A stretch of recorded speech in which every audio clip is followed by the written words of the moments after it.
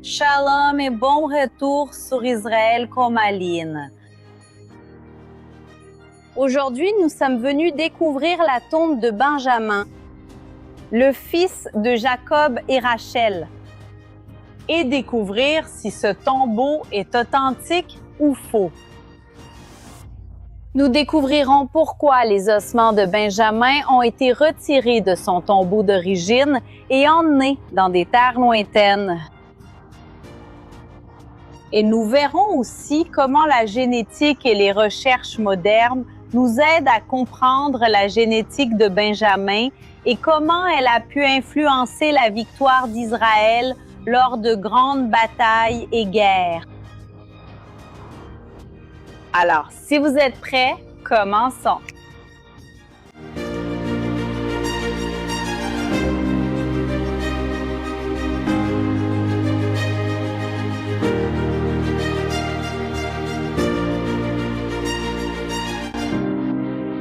Nous sommes au centre d'Israël, à côté de la route 55, comme vous pouvez le voir, tout près de la ville de Kfar Saba.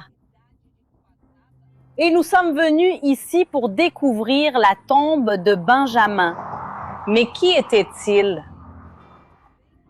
Benjamin était le plus jeune fils de Jacob et il a donné naissance à l'une des 12 tribus d'Israël, la tribu de Benjamin. Et il est considéré comme l'un des patriarches de la Bible. Alors venez avec moi, nous allons en découvrir plus sur lui et sur son tombeau. Allons-y!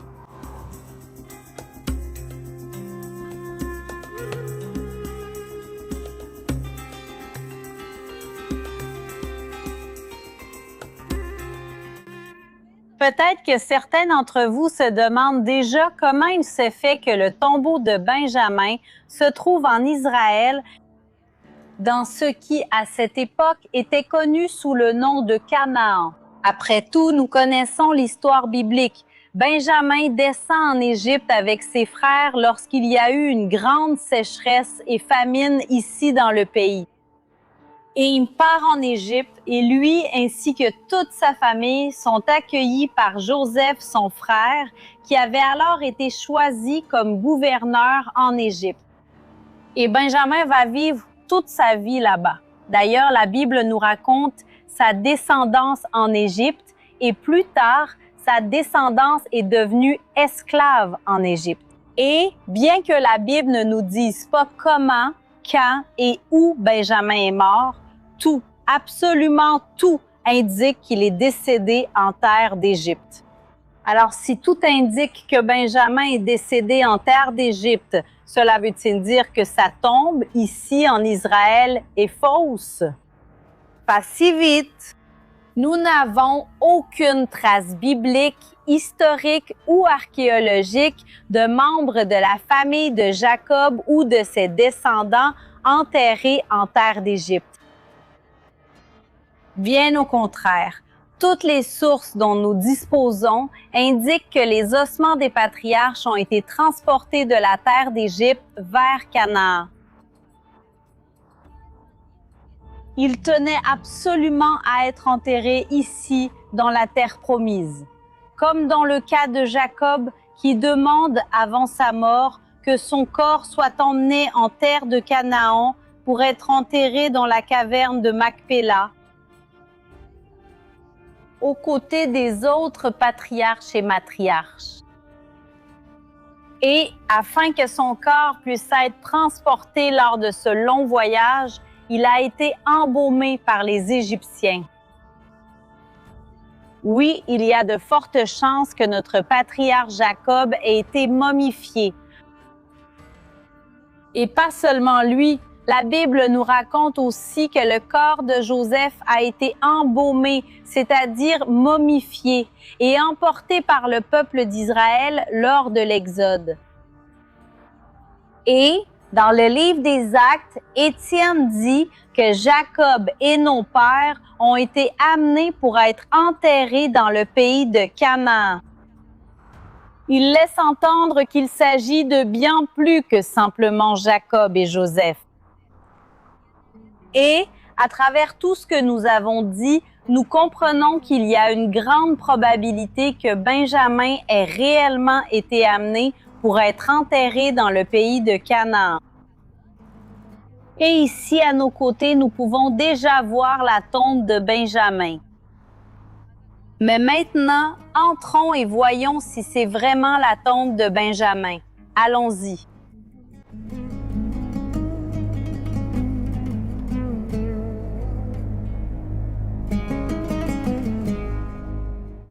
Cet endroit est divisé entre hommes et femmes, et voici la partie réservée aux hommes.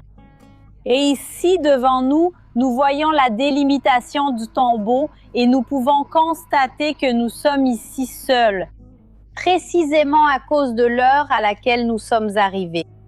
Mais dans un petit moment, des personnes venant de tout Israël vont commencer à arriver pour visiter cet endroit. Et c'est justement de cette manière que la mémoire du lieu se préserve, car c'est une tradition qui se transmet de père en fils, de pèlerin en pèlerin. Et c'est une tradition si forte que même les Arabes qui vivent ici à proximité reconnaissent cet endroit comme la tombe de Benjamin.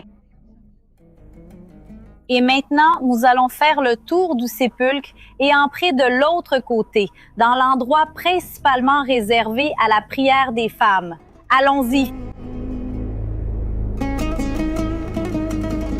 Et si vous pouviez emporter avec vous un morceau de l'histoire biblique du mont du Temple?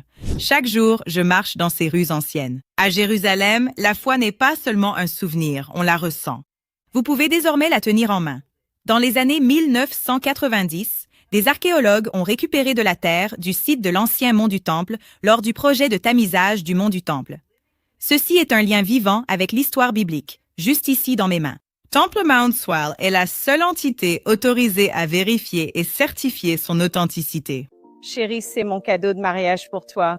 Il représente mon amour pour toi et le lien que notre famille partage avec Dieu. J'espère qu'il te rappellera toujours la foi qui a guidé notre famille et qui fera désormais partie du foyer que tu construiras. Chaque pièce est accompagnée d'un certificat signé, prouvant que tu fais partie des rares à posséder ce trésor. Clique sur le lien dans la description ou scanne le QR code pour recevoir ce lien tangible avec l'histoire biblique.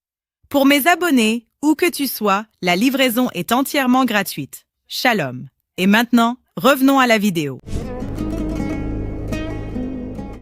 Et je veux vous montrer quelque chose. Regardez ce qu'il y a ici. Je crois que j'ai jamais montré cela ici sur la chaîne.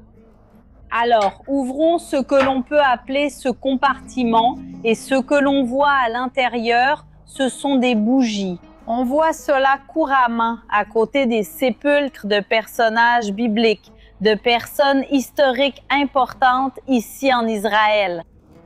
On voit les gens allumer des bougies. Et cela vient de l'idée d'un verset biblique du livre des Proverbes qui dit que l'âme d'une personne est comme une flamme. Alors, comme la flamme s'élève aussi vers les cieux, cela nous rappelle le chemin que les âmes empruntent après avoir quitté le corps. Et c'est aussi une façon d'honorer la personne, de préserver sa mémoire. Donc, on voit cela sur les tombes de personnes importantes et parfois les gens placent aussi des bougies allumées à côté de leurs proches décédés. Mais je veux profiter du fait que nous parlons de tout cela pour souligner quelque chose de mais alors très important. Peut-être que la chose la plus importante que nous puissions dire ici est « Nous ne prions pas les morts ». Personne ne vient ici prier Benjamin. Ce que nous faisons ici, c'est prier Dieu et nous souvenir de l'histoire biblique, nous souvenir de nos patriarches. Dans ce cas, clarifions bien les choses. Ces bougies ne sont pas pour Benjamin, mais parce que c'est un lieu historique important. Nous allons conclure. Et justement, l'idée est d'aider à empêcher les bougies de s'éteindre. C'est pour cela que l'endroit est fermé. Mais ce n'est pas la plus ancienne tradition juive.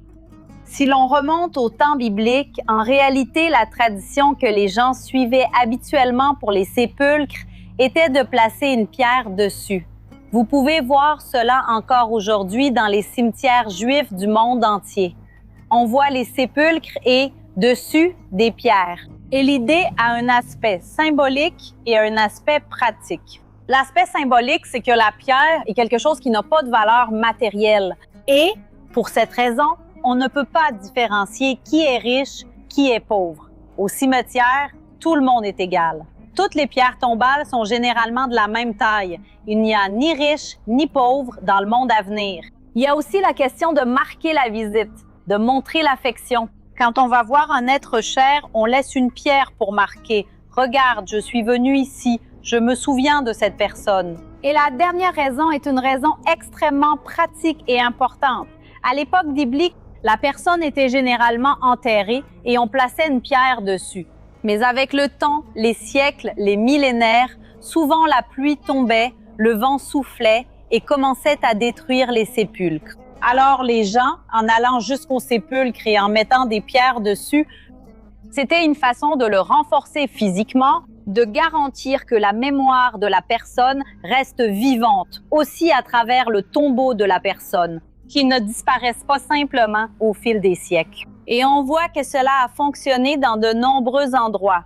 Ici en Israël, nous avons des tombeaux de l'époque biblique qui sont préservés jusqu'à aujourd'hui. Et en parlant de tombeaux bibliques, maintenant, oui, nous allons découvrir l'autre partie, l'autre côté du tombeau de Benjamin. Vraiment, cet endroit est très intéressant. Nous pouvons voir ici, encore une fois, la tombe de Benjamin. Mais l'autre moitié, c'est-à-dire le côté des hommes que nous avons vu tout à l'heure, se trouve derrière ce rideau. Mais ce que je veux vous montrer se trouve ici en bas. Si nous soulevons ces tissus modernes, nous pouvons voir quelque chose construit en pierre. Mais même si cela ressemble à un cercueil, ce n'en est pas un. La tradition dit qu'en dessous de cette construction, dans cette zone, se trouve Benjamin. Cela veut dire que si nous sommes vraiment au bon endroit, Benjamin ne se trouve pas à ce niveau où nous sommes, mais bien quelques mètres plus bas. Et maintenant, je veux parler de la construction. Cette construction, telle que nous la voyons aujourd'hui, a 700 ans. Elle a été construite à l'époque mamelouk et bien sûr, certaines choses ont été ajoutées par la suite. Ce revêtement, bien sûr, est postérieur, mais la construction telle que nous la voyons a 700 ans. Mais ici autour, on a fait de petites fouilles archéologiques. Et oui, il y a des vestiges plus anciens. On a trouvé des vestiges de l'époque romaine et byzantine, c'est-à-dire des vestiges archéologiques pouvant remonter à 2000 ans. Mais il y a autre chose que je dois vous dire. Ce n'est pas la seule tombe de Benjamin que nous avons ici en Israël. Oui, il y a un autre endroit connu sous le nom de tombe de Benjamin qui se trouve à Jérusalem, à côté de la rue Strauss. Et il y a encore un autre endroit, un village en Galilée appelé Ramée, où, bien qu'il n'y ait ni de tombeau ni de lieu précis signalé, nous avons des écrits du Moyen Âge qui indiquent qu'il y avait une tradition selon laquelle Benjamin avait été enterré là-bas. Donc, nous parlons d'au moins 3 traditions. Celle-ci, sans aucun doute, est la plus acceptée parmi elles, mais ce n'est pas la seule. Et laquelle de ces 3-là, je pense être la véritable? Je vais vous le dire dans un instant, mais avant cela, je veux vous parler de la descendance de Benjamin, ou comme nous disons en hébreu, Binyamin. Binyamin signifie littéralement « le fils de la droite ». Et c'est un nom quelque peu ironique, car la tribu des fils de la droite était justement la tribu des gauchers. La Bible ne mentionne les gauchers que 3 fois, et à chaque fois, ils appartenaient à la tribu de Benjamin. Le premier exemple est Éhud, l'un des juges, et il était de la tribu de Benjamin. Et, grâce à son épée dans la main gauche, il parvient à libérer Israël du joug des Moabites. Et le chapitre 20 des Juges nous parle de 700 tireurs à la fronde, tous gauchers et tous de la tribu de Benjamin. Et non seulement ils étaient gauchers, mais ils avaient aussi une précision impressionnante. Avec la fronde, ils pouvaient toucher une pierre posée sur un cheveu. Et, dans les chroniques, il est rapporté que David avait le soutien de 23 guerriers ambidextres, qui étaient des soldats capables de se battre aussi bien de la main droite que de la main gauche. Et c'était un avantage énorme car ils pouvaient attaquer sous différents angles et continuer à se battre même si l'un de leurs bras était blessé. Et bien sûr, tous ces soldats ambidextres venaient de la tribu de Benjamin. Remarquez que tous les gauchers mentionnés dans la Bible viennent de la tribu de Benjamin. Et nous ne parlons pas de 2 ou 3, nous parlons de centaines. Et maintenant, la question qui se pose à nous est pourquoi? Y avait-il quelque chose de génétique chez eux? Quelque chose peut-être qui venait littéralement de leur ancêtre, Benjamin? Ou bien était-ce quelque chose qu'on leur avait appris? Ou peut-être un peu des deux? Voyons ce que les scientifiques et les recherches ont à nous dire. Si Benjamin, le fils de la main droite, a influencé ses descendants gauchers,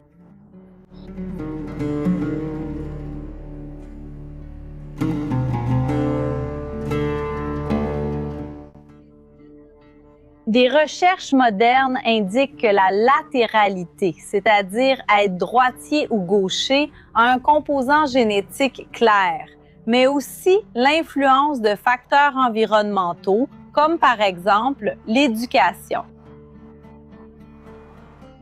Une recherche a montré que lorsque les 2 parents sont gauchers, 26% des enfants sont gauchers. Et il suffit qu'un des parents soit gaucher, qu'il y a 20% de chances que l'enfant le soit aussi. Comparé aux couples où aucun des deux ne l'est, c'est-à-dire les couples droitiers, il y a moins de 10% de chances que l'enfant soit gaucher. Et il y a aussi quelque chose d'incroyable qui a été découvert. Ce sont des gènes, littéralement des marqueurs génétiques qui influencent l'enfant à devenir gaucher. Et des recherches très récentes montrent aussi qu'on peut déjà observer à l'intérieur de l'utérus de la mère une tendance du fœtus à utiliser davantage un côté ou l'autre. Et cela se reflète probablement à l'âge adulte si le bébé va grandir et devenir droitier ou gaucher. Et spécifiquement dans le cas de la tribu de Benjamin, ils étaient gauchers soit à cause de quelque chose qu'on leur avait appris, soit à cause de la génétique. Peut-être parce qu'ils descendaient de Benjamin. Si l'on pense au monde antique, être gaucher lors d'un combat était un grand avantage. Les batailles à cette époque étaient conçues pour que tout soit fait pour les droitiers, donc les gauchers avaient un avantage évident. Alors on peut penser que peut-être les enfants de la tribu de Benjamin étaient éduqués à devenir gauchers ou ambidextres, afin d'aider lors des batailles. Mais relisons le texte une autre fois. Le texte dit qu'une grande partie de ces soldats de la tribu de Benjamin qui étaient gauchers étaient des frondeurs ou des archers, c'est-à-dire ils combattaient à longue distance. Et si vous tirez à la fronde comme David contre Goliath, honnêtement, cela ne fait aucune différence si cette fronde ou si cet arc et cette flèche ont été lancés par un droitier ou par un gaucher. Et c'est probablement un indice que les gauchers de la tribu de Benjamin, du moins en grande partie, oui, étaient gauchers pour une raison génétique. Mais c'est vraiment ironique que la tribu des fils de la droite, la tribu de Benjamin, soit justement la tribu connue pour avoir un grand nombre de gauchers.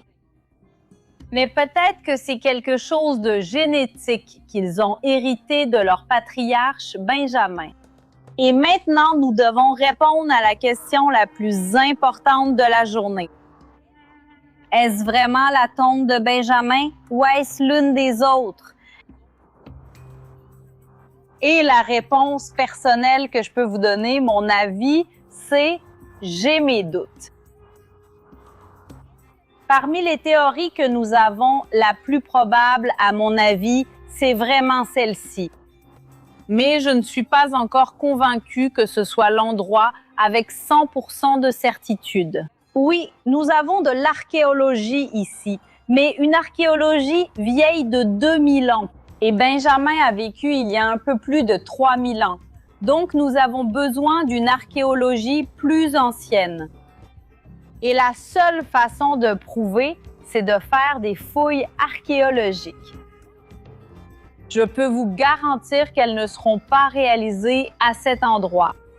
Il existe une politique du gouvernement israélien, du ministère des Antiquités, qui interdit de fouiller les sites funéraires, surtout dans les tombes considérées comme sacrées, comme celle-ci. Donc, il n'est pas prévu que des fouilles archéologiques soient menées ici. Et sans ces fouilles ou sans preuves historiques plus anciennes, ce lieu reste encore une grande énigme. Mais ce que je peux vous dire, c'est que le plus important concernant Benjamin n'est pas sa tombe, c'est plutôt son héritage. Et l'héritage de Benjamin reste très vivant jusqu'à aujourd'hui, ici en Israël. J'espère que vous avez aimé la vidéo d'aujourd'hui. Si c'est le cas, n'oubliez pas de laisser un like et on se retrouve la semaine prochaine.